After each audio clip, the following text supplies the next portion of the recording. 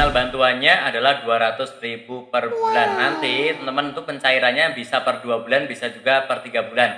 400.000 ataupun juga 600.000 dengan total setahunnya itu 2.400.000. Oh yes. Oke teman-teman, di video kali ini akan aku sharingkan ya informasi terkait bansos BPNT, yaitu bantuan pangan non tunai. Teman-teman yang belum tahu informasi ini boleh silahkan ya simak video singkat ini, karena ada beberapa hal yang baru dan ini adalah untuk tabel ya, berapa sih yang kita dapatkan. Teman-teman bisa lihat yang ini ya. Nice. Oke teman-teman, jadi ada yang baru terkait dengan bantuan non tunai ini pangan. Teman-teman, yang pertama adalah bantuan ini sekarang disalurkan dalam bentuk uang tunai, program sembako. Kemudian tujuannya adalah untuk kebutuhan gizi dasar ya, seperti untuk kebutuhan karbohidrat, protein dan juga vitamin untuk keluarga prasejahtera. Dan juga penyalurannya nanti itu menggunakan Bank Himbara, BRI, BNI, Mandiri, BSI, dan juga bisa diambil juga di kantor pos. Untuk kriteria penerimanya yaitu warga negara Indonesia, pastinya menggunakan NIK ya. Jadi pastikan teman-teman memiliki KTP yang terdaftar di Dukcapil, kemudian juga terdaftar di DTKS ataupun DTSEN ya. Sebagai keluarga berpenghasilan rendah, teman-teman yang belum terdaftar bisa menghubungi ketua RT RW ya untuk didaftarkan, ataupun juga melalui aplikasi juga bisa. Bukan anggota ASN, TNI, Polri, atau karyawan BUMN ataupun BUMD. Dan juga bukan penerima ganda. Jadi teman-teman kalau sudah mendapatkan bantuan yang lain tidak bisa menerima bantuan yang ini.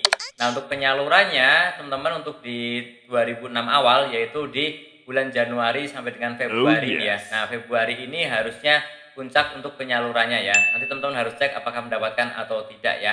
Kemudian nanti tahap 2 Maret April, tahap 3 Mei Juni dan seterusnya. Nah, untuk mengecek teman-teman bisa melalui website, bisa juga melalui aplikasi.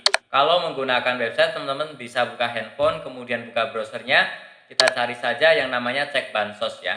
Kemudian setelah itu kita cari yang web dari cek bansos Kemensos, yang paling atas ini ya, seperti ini kita klik aja. Kemudian setelah itu tinggal kita masukkan untuk provinsi, kota, kabupaten, kecamatan, desa, dan juga nama PM, penerima manfaatnya, kepala keluarganya silahkan masukkan, kemudian masukkan kode huruf, dan klik cari data. Maka kalau memang kita termasuk yang mendapatkan, akan muncul nama kita dan juga proses pencairannya saat ini sampai dengan tahap apa, di situ akan kelihatan. Satu lagi menggunakan aplikasi, aplikasinya namanya adalah Cek Bansos, bisa diinstal di Play Store, silahkan install dan dibuka saja.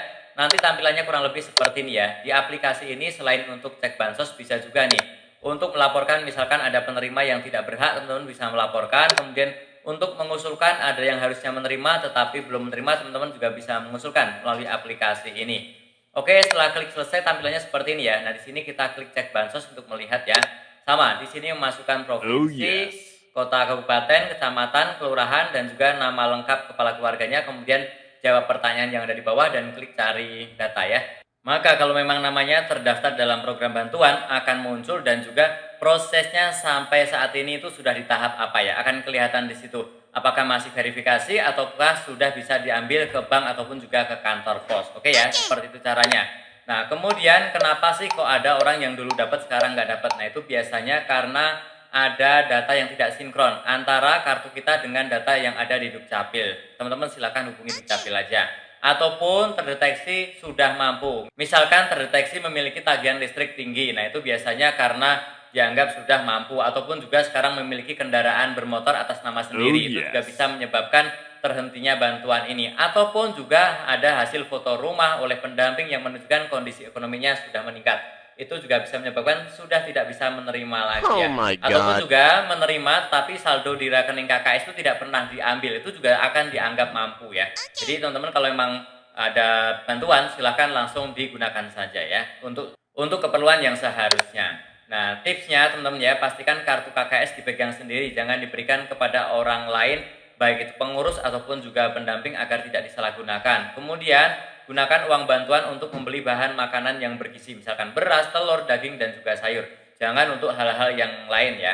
Dan juga segera lapor ke dinas sosial jika kartu KKS hilang ataupun juga rusak. Oke, seperti itu ya informasinya. Saya doakan teman-teman lancar prosesnya, segera dapatkan untuk dananya ke rekening teman-teman ataupun juga diterima cash ya. Yang masih bingung, ada kendala, silahkan komen, dan tentunya masih banyak lagi info serta tutorial di channelku ini. Jangan lupa tekan tombol subscribe, like, dan juga share. Sampai jumpa di videoku selanjutnya. Terima kasih.